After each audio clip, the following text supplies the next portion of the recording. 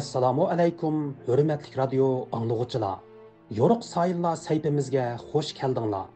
Men mazkur saytining programma riyosatchisi Qutlan.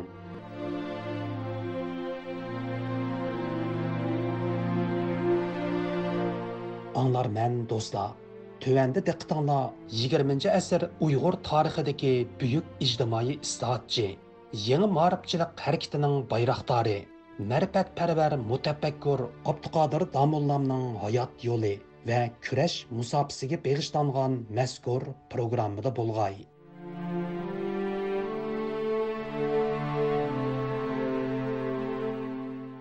Militarist Yang Zangshenning buyrug'i bilan Ahmad Kamalning otishda ochgan Darul Muallimin itoat maktabi hamda Qashqarda qurilgan Kashgar nashr ma'rif jamiyati taqib etildi. Ahmad Kamal hapsiga ilinib, Xitoyning ichki o'lkalari orqali vataniga qaytarildi. Buning natijasida Musa Baylarning homiyligi, Abduqodir Domullam qatorliq sarxillarning tirishchanligi bilan Qashqarda maydon kelgan bir mahallik yangi ma'rif va milliy uyg'onish harakati tunjuqtirildi. Mana mushundaq bir buruqdum vaziyatda Abduqodir Domullam oxirgi qatam vatandan ayrilib, O'rta Osiyo safariga otlandi. Amerikadagi yosh Uyg'ur bilim odamlaridan Taran Uyg'ur apandining ilgari surishicha, Abduqodir Domullamning oxirgi qatamliq O'rta Osiyo safari 1918-yildan 1921-yilgacha davomlashganligi ma'lum. Yolqin Ro'zining Layqalarning siri nomli kitobida ko'rsatilishicha, Abduqodir Domullamningki eng oxirgi qitimliq chet el safari 1918-yildan 1921-yilgacha berilgan bo'lib, safarning manzili yanada burunqidek Rossiya kontrolligidagi G'arbiy Turkiston, ya'ni O'rta Osiyodagi turk yurtlari bo'lgan.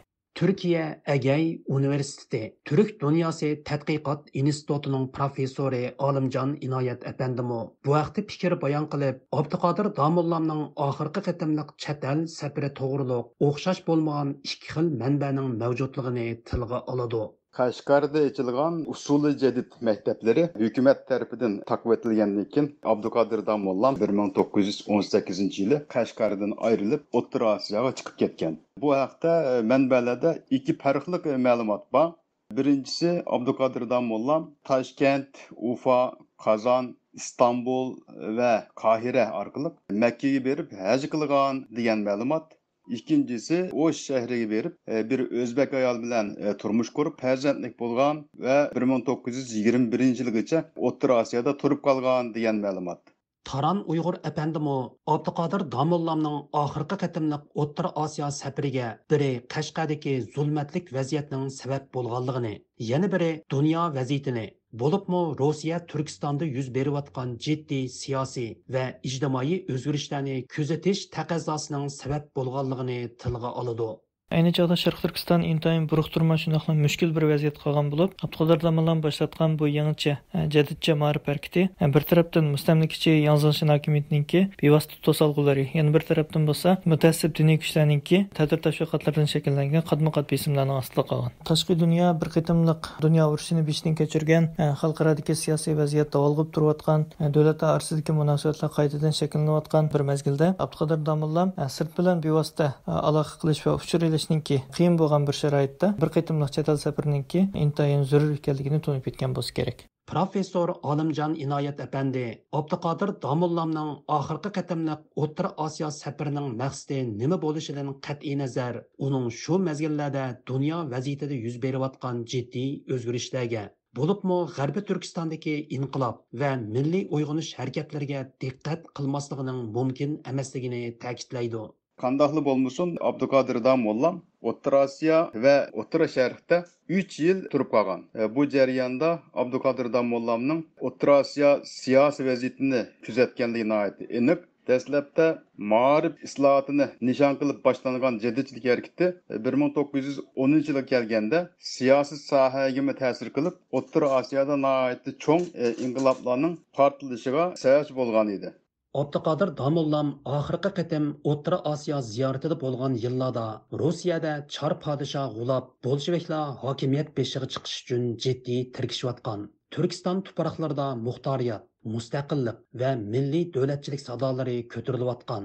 Jadidchilik fikr iqimi ma'rif va oqartish bosqichidan halqib, jiddiy siyosiy talablarga yuzlangan bir mezgil edi.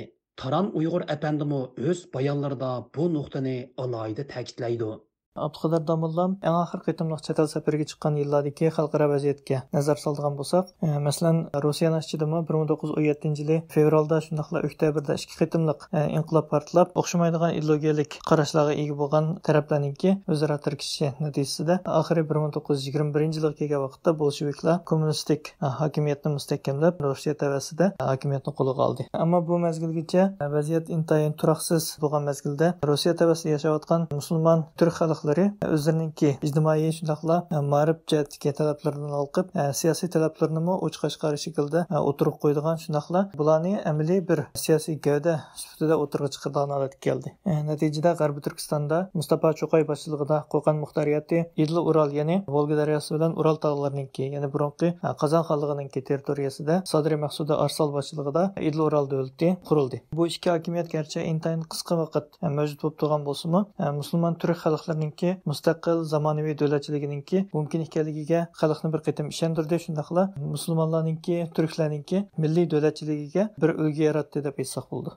Professor Olimjon Inoyat әпәндінің ta'kidlashicha, Abduqodir Damollamning oxirgi qitimliq O'rta Osiyo safarining orqa ko'rinishida intayin murakkab va davolg'ib turgan siyosiy vaziyat mavjud bo'lib, G'arbiy Turkiston tuproqlarida bolsheviklar hukmronligiga qarshi bosmachilar harakati, Olash O'rda harakati va Turkistonning mustaqilligi uchun tayyorlanayotgan milliy kurashlar birining keyindan biri o'ttirg'i chiqmoqda ekan.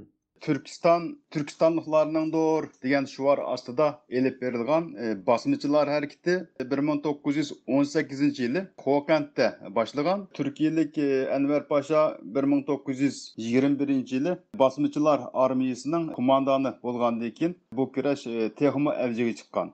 Bu jarayonda şu Samarkandda Türkistan Türk Mustaqil İslam Cumhuriyeti kurulgan. Lekin bu inqilab oxiri 1922 yılı mağlup bolgan. Allash orda hareketi bolsa 1905 yılı başlap 1928 yılgacha davamlashgan. Şuna bu hareketning Mustafa Cho'qay kurgan Türkistan Müslümanları Komiteti, Osmanlılardaki Jön-Türkler ve Sultan Galiyev kurgan Türk Tatar Komiteti bilan yakın münasebeti bo'lgan edi. Lekin bu hareketmi 1919 yılı Sovyet Kızıl Armiyasi tarafidan mağlup qilindi. Abduqodir Damollam O'rta Osiyoda bu hareketlarni yakından ko'zitish imkoni topgan deb qarashga bo'ladi. Uning jadidchilik hareketini shu ma'rif sohasidan siyosiy sohaga yetkazishida mushundaq bir tarixiy orqa ko'rinish bor deb o'ylayman. Abduqodir Damollamning hayoti va kurash tarixiga doir tadqiqotlarning ko'rsatishicha, Abduqodir Damollam O'rta Osiyodagi 3 yillik ziyoratini oxirlashtirib, 1921 yili yurtiga qaytganda uning siyosiy va ijtimoiy fikrlarida keskin o'zgarishlar bo'lgan ekan. Taran Uyg'ur әпәнди o'zining bu vaqtdagi mulohizlarida Abduqodir Damollamning bu mezgillarda bir ijtimoiy islohotchidan keskin bir inqilobchiga aylanganligini, mustamlika ostidagi bir millatning o'z erkinligini qo'lga olishda milliy ma'rifni rivojlantirish bilan bir vaqtda yana milliy inqilob yo'liga otlanishning intayin zarurligini tunib yetganligini ta'kidlaydi. Demak, Abduqodir Damollam eng oxir qitimliq chet el safari jarayonida O'rta Osiyoda bir qancha qitimliq hokimiyatlarning almashishiga, musulmon turk xalqlarininki siyosiy talablarini o'tirib qo'yishiga, o'z milliy mustaqil hokimiyatlarini tiklashiga shohid bo'lib qaytdi. Abduqodir Damollam bir mustamlika millatninki faqat ijtimoiy shunaqla ma'rif sohasidagi islohotlarga tayanib qolishiningki kifoya qilmaydiganligi, shu millatning taqdirini o'zgartirish uchun cho'qim texnik keskin qadamlarning besilishi kerakligi haqida mo'l tajribalarga ega bo'lib qaytdi deb ishonaman. Abduqodir Damollamninki 1921 yildan keyingi faoliyatlari shundaqla o'zlariga qarshi kuchlarga nisbatan tutgan pozitsiyasi yuqorqi farazlarning to'g'ri ekanligini isbotlab berdi deb o'ylayman. Qadrli radio anglag'uvchilar, yuqorida Abduqodir Damollamning hayoti va kurash musofasiga bag'ishlangan maxsus radio programmasining 13-qismini huzuringizga sundik. Bu vaqtdagi anglitishimizning oxiri davomli diqqatingizda bo'ladi. Programmani Qutlan tayyorladi.